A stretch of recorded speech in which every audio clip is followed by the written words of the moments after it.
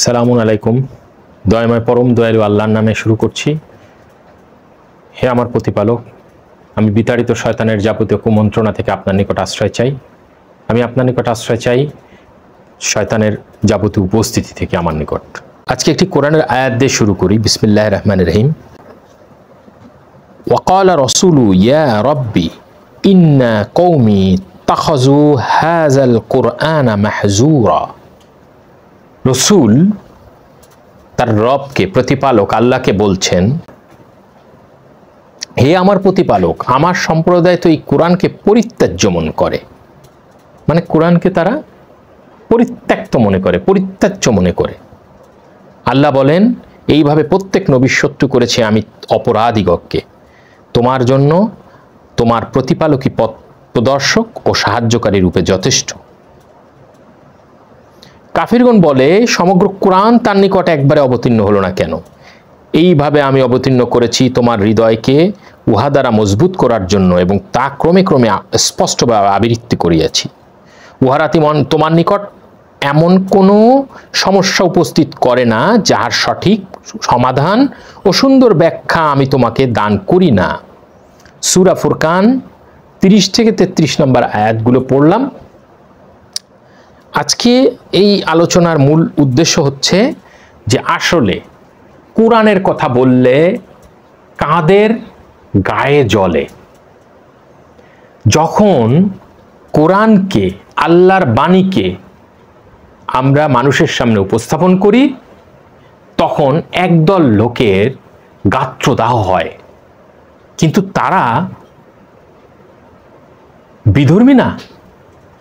তারা কারা?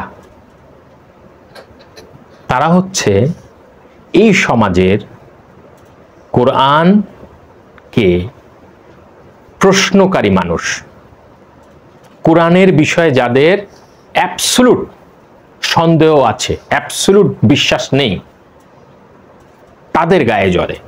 একটা বৈশিষ্ট্য দিই, আমরা যখন বলি যে এই কোরআন যেটা আল্লাহর পক্ষ থেকে নাজিল হয়েছে, এবং এই কোরআন যেটাকে আমরা বিশ্বাস করি যে এর সামনে এবং পেছন থেকে কোনো মিথ্যা অনুপ্রবেশ করতে পারে না, তখন আমাদেরকে প্রশ্ন করা হয়, যারা তথাকথিত রাসূলের নামে প্রচলিত সত্য এবং মিথ্যার সংমিশ্রণে কিছু হাদিসকে এই কোরআনের সাথে একেবারে সমান মনে করে, তারা প্রশ্ন করে, কোরআন যে সঠিক তার প্রমাণ কোথার থেকে আপনারা পান? কোরআন যে সহি এটার প্রমাণ কি? এভাবে তারা শত শত প্রশ্ন করে, কারণ তাদের অ্যাবসলিউট কোরআনের উপর বিশ্বাস নেই। আজ আমি কথা বলবো কোরআন পাঠ আন্দোলনের দোলন নামক সামাজিক সংগঠনের আহ্বায়ক আবু সাইদ খানের ব্যাপারে। কতিপয় নামধারী ব্যক্তি যারা নিজেদেরকে আলেম দাবি করে, যারা নিজেদেরকে বড় বড় মুহাদ্দিস দাবি করে, সেই সমস্ত কিছু ব্যক্তি তাকে রাসূলের অপমানকারী বলেছেন, এবং সবচেয়ে আপত্তিকর বিষয় হচ্ছে তারা তাকে অভিজিৎ নামে একজনকে হত্যা করেছিল, সেটাকে ভ্যালিড করে বলছে যে উনার এবং অভিজিতের মধ্যে কোনো পার্থক্য নেই। অথচ এই কথাগুলি যারা বলছে, একজন যে কোনো ধরনের বিধর্মীকে হত্যা করে দম্ভের সাথে আবার বলছে যে তার সাথে এর কোনো পার্থক্য নেই। এরপরে দেখেন এখানে কত নিকৃষ্টভাবে প্রকৃত কথাকে পরিবর্তন করে তারা একটা ইস্যু তৈরি করছে। দেশ যখন একটা ক্রান্তিলগ্ন দিয়ে পার হচ্ছে, দেশে যখন আইন শৃঙ্খলার পরিস্থিতি ভালো রাখা দরকার, তখন তারা আইন শৃঙ্খলা পরিস্থিতিকে ঘোলাটে করতে চাচ্ছে। তারা ধর্মীয় ইস্যুকে বড় বড় বিষয় বানিয়ে দেশের মধ্যে একটি অস্থিতিশীল পরিস্থিতি সৃষ্টি করতে চাচ্ছে।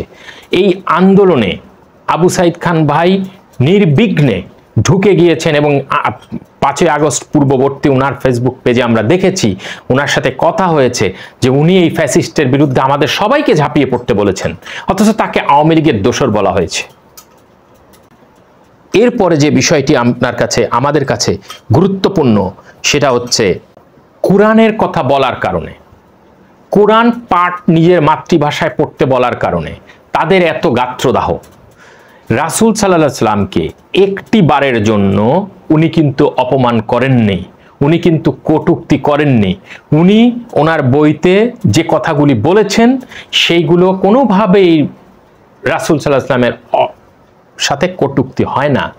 বরং আমরা বারবার বলেছি, রাসূলের সম্মানকে ভুলুণ্ঠিত করছে মিথ্যা জাল হাদিস দিয়ে একটি গোষ্ঠী, যারা মনে করছে তারা রাসূলের আশেক, তারা রাসূলকে ভালোবাসে, কিন্তু প্রকৃতপক্ষে তারা রাসূলকে মানুষের সামনে নানাভাবে হাদিস দিয়ে এমনভাবে উপস্থিত করে যেখানে রাসূলের বিভিন্ন বিষয় নিয়ে তর্ক বিতর্ক তারাই সৃষ্টি করে।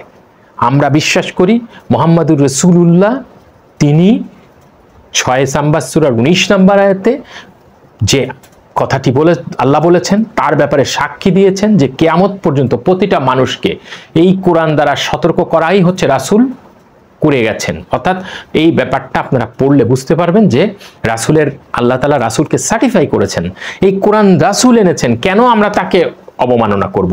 Simple question. ওই যে সমস্ত লোক, ওদের নামও আমি নিতে চাই না, তাদের কাছে আমার প্রশ্ন যে রাসূলকে যে মেসেজ রাসূল এনেছেন সেই মেসেজকে যে বিশ্বাস করছি আমরা, তার মানে কি রাসূলকে অবিশ্বাস করা? তার মানে কি রাসূলকে অপমান করা? কখনোই নয়। রাসূলকে আমরা কোরআন অনুসারে বিশ্বাস করি, কোরআন অনুসারে ভালোবাসি, কোরআন অনুসারে তার সাথেই আমাদের হাসর হবে ইনশাআল্লাহ।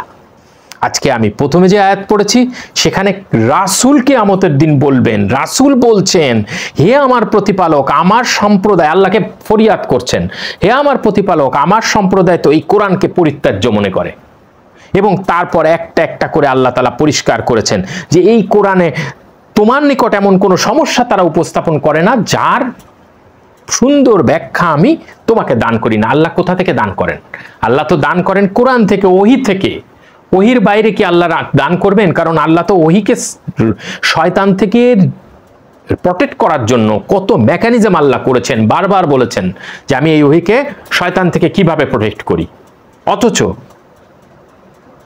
রাসূলের কাছে এই ব্যাখ্যা, কোরআনের ব্যাখ্যা কোরআন থেকে সমস্ত কিছু দিয়েছেন। যাই হোক, আমি মূল পয়েন্টে আসি। কোরআন পাঠ আন্দোলনের আহ্বায়ক আবু সাঈদ খান ভাই দীর্ঘ দশক ধরে বাংলা ভাষাভাষী জনগণের ভিতরে নিজের মাতৃভাষায় কোরআন চর্চার জন্য জাতি, ধর্ম, বর্ণ নির্বিশেষে দাওয়াতি কাজ করছেন। তিনি এমন একজন মানুষ যিনি গত ফ্যাসিস্ট আমলেও হিন্দু, খ্রিস্টান, বিভিন্ন ধর্মাবলম্বীদের কাছে, ভিন্ন ধর্মীদের কাছে, বিভিন্ন ইসলাম ধর্মের মধ্যে সব মতাবলম্বীর কাছে তিনি কোরআন পাঠের আহ্বান নিয়ে গিয়েছেন। অনেকেই অপমান করেছেন, কিন্তু তিনি তার কাজ করে গেছেন। আজ কিছু নামধারী উলামা মাশায়েখ আইয়ামা পরিষদ নামে একটি ব্যানারের একটি সংগঠন, এরা প্রেস ক্লাবে জল ঘোলা করার চেষ্টা করেছে, যার আমি নিন্দা করি। তারা জনতার সামনে যে সমস্ত অভিযোগ করেছে এগুলো ভিত্তিহীন, এবং আমি পুরো বিষয়ের বিশ্লেষণে এই ভিডিওতে যাচ্ছি না। আমি যেটুকু বলছি সেটা হচ্ছে কোরআনে আল্লাহ তাআলা বলেছেন, এখানে আবু সাঈদ ভাই নিজেই বলেছেন যে কথাগুলো কোরআন থেকে, আমি তার স্টেটমেন্ট পড়ছি। কোরআন তাকে খাতামুন নবীন হিসেবে উল্লেখ করেছে, আমি সেভাবেই তাকে মানীয় ঘোষণা করি। কোরআন নবীজিকে সুসংবাদদাতা ও সতর্ককারী, মুবাশশিরা ওয়া নাযীরা এবং সিরাজাম মুনীরা, উজ্জ্বল প্রদীপ হিসেবে অভিষিক্ত করেছেন, আমিও ঠিক সেইভাবে মানি ও বিশ্বাস করি। এভাবে কোরআন তাকে যত যত মর্যাদায় ভূষিত করেছেন সবকিছু আমি অকুণ্ঠ চিত্তে মেনে নেই। একই সাথে দিন ইসলামের ব্যাপারে কোনো জোর জবরদস্তি, বাড়াবাড়ি, অতিরঞ্জিতের প্রশ্রয় দিতে চাই না। তবে ইসলামের নামে এবং নবীর নামে ভুরি ভুরি জাল হাদিস আমাদের মুসলিম সমাজে চালু আছে। এমন কিছু বিষয় নিয়েই আমার লিখিত প্রচলিত ও প্রকৃত ইসলামের একটি পর্যালোচনা পুস্তকে আমি কোরআন দ্বারা চুলচেরা বিশ্লেষণ করে দেখাতে চেয়েছি। বাজারে বিদ্যমান পুস্তকটি থেকে যে কোনো আগ্রহী পাঠক তা যাচাই করে দেখতে পারেন। এখানে উনি রাসূলকে কখনোই ছোট করেননি, বরং উনি বিষয়গুলোকে আলোচনা করেছেন কোরআনের আলোকে, এবং সেভাবে তিনি বলার চেষ্টা করেছেন। তো এমতো অবস্থায় আমার অনুরোধ, যদি আপনারা যারা এই সব ভাবে নিষেধগার করছেন, আপনারা দয়া করে আল্লাহকে ভয় করুন। আপনারা প্রত্যেকে আমরা আমাদের নিজস্ব কিছু মতবাদ নিয়ে উল্লসিত। আল্লাহ কোরআনের মধ্যে বলেছেন প্রত্যেকটি দল তার মতবাদ নিয়ে উল্লসিত। আপনি আপনার মতবাদ নিয়ে উল্লসিত থাকেন, আপনাকে কেউ বাধা দিচ্ছে না, কিন্তু আপনি আরেকজনকে বাধা দিতে পারেন না, কারণ আপনার এবং আমাদের প্রতিপালক আল্লাহ আমাদের কাউকে বাধা দেননি। এই পৃথিবীর বুকে দুনিয়ার পৌত্তলিকরা মূর্তি পুজো করে চলেছে, কই আল্লাহ তো বাধা দেননি। আল্লাহ তো আসমান থেকে আযাবের কষাঘাত তাতে ফেলেননি, কারণ আল্লাহ এই পৃথিবী দিয়েছেন পরীক্ষার ক্ষেত্র। সেখানে কে মাজার পূজারী, কে মন্দিরে পূজা করছে, কে ক্রুশের পূজা করছে, কে তিন ইলাহকে পূজা করছে, সমস্ত কিছু ওপেন করে দেওয়া হয়েছে, এবং কিয়ামতের দিন হবে শেষ বিচার। সুতরাং যেখানে নবীকে আল্লাহ বলছেন, হে নবী তাদেরকে আপনি ছেড়ে দিন, তারা কিছুদিন খাওয়া পানাহার করুক, আমি তাদের চুলের মুষ্টি ধরে নিয়ে আসবো। নবীকে যেখানে ওপেন করে দিয়েছে যে না, আপনার এই নিয়ে চিন্তা করা লাগবে না, আপনি ওদের ছেড়ে দেন, ওরা ওদের মতো চলুক, সেখানে আপনারা একটি অদ্ভুত বিষয়ের অবতারণা করছেন। কাউকে আপনারা কিছু মানতে দেবেন না, আপনারটাই আপনাদের সকলকে মানতে হবে। এটা ইসলাম নয়। সুতরাং আল্লাহকে ভয় করুন, সত্যের উপরে থাকুন, এবং সত্যের বাইরে কথা বলবেন না, অনুমান ভিত্তিক কথা বলবেন না। নিশ্চয়ই অনুমান সর্বাপেক্ষা বড় মিথ্যা।